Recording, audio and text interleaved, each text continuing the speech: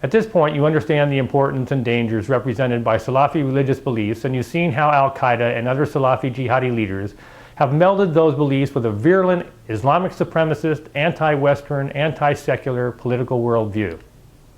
And you've learned how key ideologues such as Maududi and Sayyid Qutb have inspired generations of Muslims to support or conduct violent actions against the United States and all others that they have designated to be enemies of Islam. Now we will show you that two prestigious national American Muslim organizations, the Muslim American Society and the Islamic Circle of North America, are systematically and methodically teaching their young members this exact ideology. No matter how benign an organization seems to be on the outside, ladies and gentlemen, an organization's soul is revealed by how it trains its own next generation leaders. While the example you are about to see is in the form of a screen capture of the Islamic Circle of North America website, in 2000, the Muslim American Society and the Islamic Circle of North America joined forces to create a joint training program for their young members that they call Tarbiyah. And former Muslim American Society Secretary General Shakir El-Sayed is on the public record stating that all of the Muslim American Society's active members must study the writings of Muslim Brotherhood founder Hassan al-Banna and the infamous Sayyid Qutb. You've read with your own eyes from Maududi's Jihad in Islam how he states clearly that Islam is a revolutionary system bent on world domination. You've watched Fatih Khan state that Osama bin Laden is a man after his own heart. And you've read with your own eyes how Ayman al-Zawahiri considers Sayyid Qutb to be the man who ignited the spark of the Islamic Revolution. You've read the quote from the 9/11 Commission report that states that Osama bin Laden relies on the writings of Sayyid Qutb. And you've seen that Ahmed al-Qadi, one of the two co-founders of the Muslim American Society, praises Sayyid Qutb and his book Milestones, while simultaneously stating clearly that the book is a revolutionary seditious text, passages from which were used to convict Sayyid Qutb to death. As unbelievable as it seems, you are now going to see that Maududi, Yakan, and Qutb are the role models the Islamic Circle of North America and the Muslim American Society offer to their next generation leaders. Okay, ladies and gentlemen, I'm now going to show you that one of the most prestigious national Muslim organizations in the United States today is teaching Salafi-Jihadi ideology to its young members. Okay, so what we're going to do is go up here. You see I've already typed it into the box, the Islamic Circle of North America. What I'm going to do is go right to a Google search, click on it from Google so everybody can see with transparency exactly where I'm going and how I'm getting there. So let's hit search from there. And it goes to Google search, and here's Islamic Circle of North America. So we'll click on Islamic Circle of North America. And here's the Islamic Circle of North America site. Now what I'm going to do is just make the screen larger. Full screen. We want to go to the divisions. So I'm going to hit the divisions button on the Islamic Circle of North America website. And that brings us here to divisions. ICNA has 3 divisions: ICNA Sisters Wing, Young Muslim Sisters, and Young Muslims Brothers. We want to go to the Young Muslims Brothers site, so we've got to go down to the bottom of this screen. So we'll just course down. And here you see 2 links.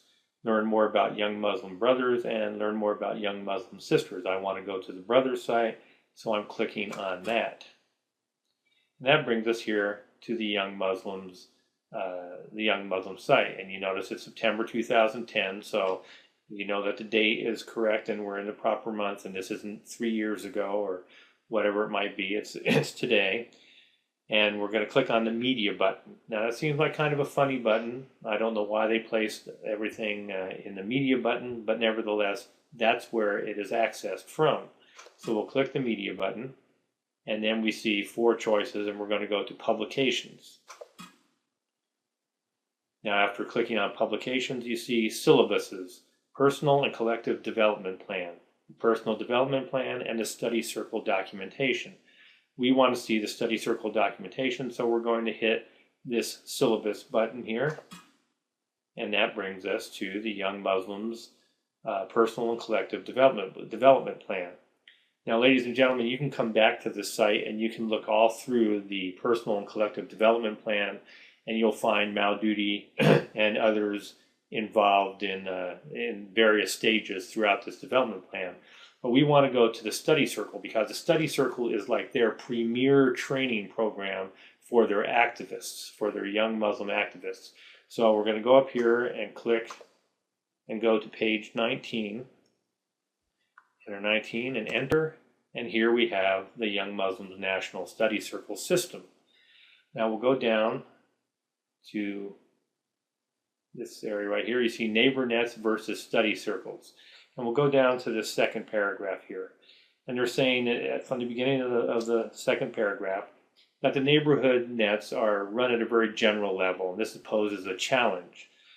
So, how can those members who are forever focusing on the fundamentals of Islam on a weekly basis possibly receive a higher level of tarbiyah, of training, indoctrination that is required not only of young Muslims but also by themselves? Well, if you go down here to about the mid paragraph, you see the study circle, on the other hand, mandates not only mandatory reading by every attendee, but also requires a higher level of discipline and an increased level of participation. Okay, so we're getting the idea that the study circle is something special. This is something not everybody goes to. And we see here in this next paragraph that to avoid the randomness experienced by the personal development plan, the study circle syllabus is not made to be flexible per se. It is rather something concrete which must be strictly adopted and implemented. Let me repeat that again. It is something concrete which must be strictly adopted and implemented. Why? Because conceptual and ideological matters which must be understood by all young Muslim members are covered in the books which are included in the syllabus. So we know that it's not flexible. There's mandatory reading. You have to understand the material, and so it's not made to be flexible. We come down here and we see that not only is it mandatory with mandatory reading, but you must have a teacher. A murabi, or teacher, is needed in all of our study circles to ensure that the proper conclusions are come to and that the concepts presented are not misunderstood. Now think about this, ladies and gentlemen. You must read the material that they give you, and you must have a teacher to make sure that you come to the proper conclusions. Now let's see how strict the study circle actually is as far as the members are concerned. Well, here the study circle attendee the attendee should be removed from the study circle if he has more than 2 unexcused absences. Two absences and you're gone. If a study circle attendee continually does not read the assigned material, he's removed. The moderator of the study circle and the murabi must make sure that all attendees are participating. And because this is part of the international Islamic movement, and this organization is part of the grassroots movement, every member of the study circle must also maintain his membership at the grassroots level effort in the neighborhood nets. And if that's not good enough, ladies and gentlemen, you have to have standardized phases and testing. So the study circle is broken into phases, 3 phases at this time, so that at each interval testing for competence can take place. Like with any serious institutionalized curriculum, standardized testing must be set in place so the attendees of the gatherings can prove their worth. So they have to pass tests. And what kind of tests do they have to pass? Well, the test will include a combination of multiple choice questions, written essay questions, oral presentations, and a defense of a thesis delivered in front of a panel of respected teachers and other knowledge people. Now, this is a very serious training program, ladies and gentlemen, and it's broken down into 3 phases. And at the conclusion of each phase, you have to take these standardized tests to move on. And if you don't pass the test, you don't move on. And you move up from phase 1 to phase 2, and finally to the highest phase, phase 3. And in that phase, you're going to have to read assigned text. And it's a mandatory text that you have to read. The reading of the text is mandatory, and you're going to be tested on it and have to present a thesis in front of a panel. Here is the mandatory reading list, study circle phases, and the book list. Here you see phase 1, and right away you see Maududi. Maududi is involved throughout this entire personal development plan, but especially here in the study circle phases. And of course, what is he doing? He's teaching the general understanding of Islam as a complete way of life. Remember, this is a Salafi organization, and Salafis believe that Islam is a complete way of life, that Tawheed is the most important concept in Tawheed, of course, is the sovereignty of God over man in all areas, but especially in politics and law and in warfare. So this is phase 1.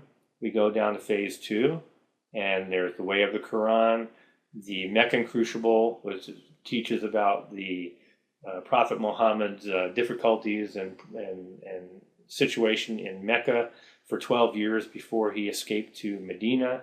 And then it talks about he comes into the sunshine at Medina. And of course, at Medina is where he becomes a national leader, a military commander, and so forth and so on. Now, here in phase 3, this is what I've brought you here for. 3 texts that are mandatory, that you have to take standardized tests on, and that you have to present a thesis to a panel on, are Witness unto Mankind by Maududi, Milestones by Qutb, and To Be a Muslim by Fatih Khan. Now, there is no other phase. We'll course down to the end of this page in a minute just to show you. But Witness unto Mankind by Maududi is basically a religious Salafi document that's saying Muslims of today are not much better than infidels. And so we few have to really understand, and we have to witness our religion in action as well as in belief, and that we have to create an Islamic state. If we don't create an Islamic state, we can't reach our full realization as Muslims if we don't create an Islamic state. You know all about Milestones. You know that Milestones is the text, and that Qutb is the man that ignited the spark of the Islamic Revolution.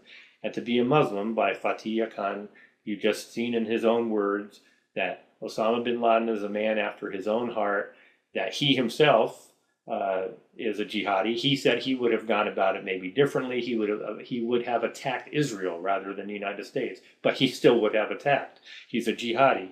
And of course, in 2006, when the Israelis invaded southern Lebanon, it was Fatih Khan who formed a unified Sunni jihad group to fight alongside Hezbollah against the Israelis. So, ladies and gentlemen, you can't get much better proof of Salafi-Jihadi indoctrination of youth by national Muslim organizations.